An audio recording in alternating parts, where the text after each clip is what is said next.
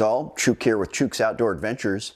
I wanted to do a video on the top 2 bear defensive firearms for Alaska. Now this is specifically for brown bear, defense against brown bear, and this would be good for anywhere in the north really, Montana, Wyoming, Canada, Washington, Alaska. But just, I've got a lot of friends that do research, and just some of the research I've done, this is what I ended up with. And so if you can only buy 2 firearms, these are the 2 firearms I think you should use. Now I've said before, I believe a 12 gauge shotgun is probably the best defense against brown bears at close range. That's a 12 gauge shotgun with slugs.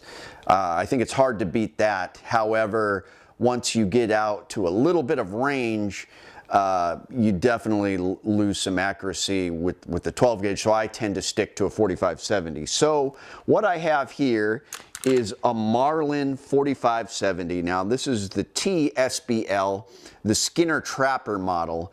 Now if you're going to use this for defense, I would keep the Skinner sights on there, but since I'm actively hunting with it, I did remove the Skinner sight, that nice peep sight in the back, and I put a scout scope up front here. Now I've got a cheaper Vortex scout scope. I would recommend a Burris or a Leupold scout scope on this, but this thing is great. I mean, it's bead blasted stainless finish, and that's an important thing. Both these firearms I'm talking about are stainless steel, and sometimes in September it'll just rain nonstop. You'll be in torrential, rainfall up here in Alaska in hunting season, and having something in stainless makes a difference. You'll notice a lot of the guides and hunters want their stuff in stainless steel. If you're down in Ketchikan, Alaska, it's going to be 20 times worse. It's a rainforest down there. So the stainless finish is important. They did bead blast it, which is really nice. It's got the big loop, which I really like. You can use it with gloves. 16.5-inch barrel. It's pretty handy getting around in brush. I used to think this was polymer, a polymer stock and furniture on here, but I guess it's like a painted hardwood birch. But it's got a nice texture to it. The gun itself is heavy, so the recoil is manageable. But it's really hard to beat. The 45-70 really shines against dangerous game at close range, and now that I've got this scope on here, I can reach out a little farther. I have killed pretty decent size, for me, black bear with this gun. It still had the peep sights on it, so I've yet to use the scope on a bear, but I will be taking this on my spring bear trip this year, and primarily using it to recover a wounded bear, because every time me and Chuck shoot a bear, it starts crawling off, and then we have to recover it. So that's what I'm going to be using it for, but that's the number 1 choice I am going to say is a Marlin TSBL Skinner Trapper model.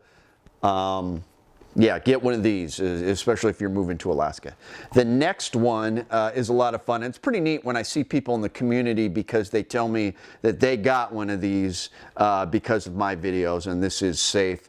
This is the Ruger Super Redhawk Toklet 454 Casull pistol. Now, it was named after the Toklet River, which is in the interior of Alaska, which is really cool. I really like how, Ruger will call it the Redhawk Alaskan, and this is a special model they call the Toklat. Now, I thought that they didn't make this anymore. However, apparently it's a dealer special. I believe Lipsy still puts out some of them. They're not too hard to find up in Alaska just because they're so popular.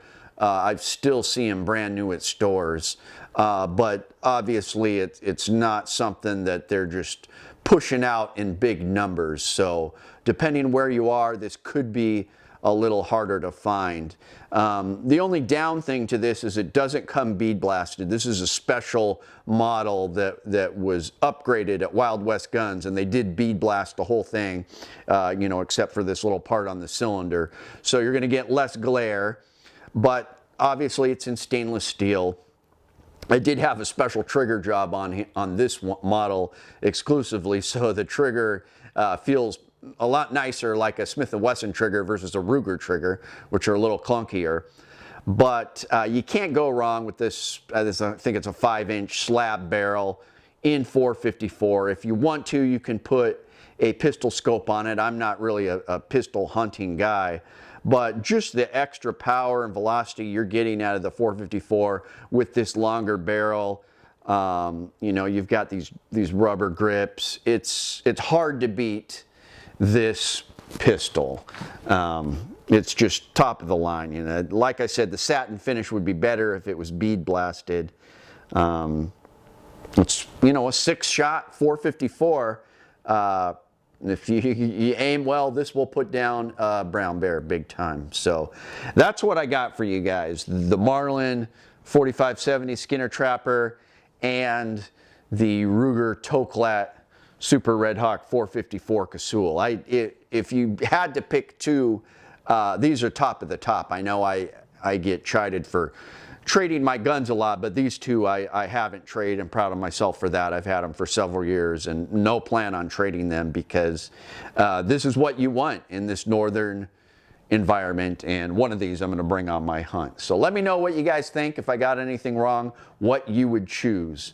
Please like and subscribe. Help me out on Patreon if you can. Thanks guys, it's Chuke, your friend in the field.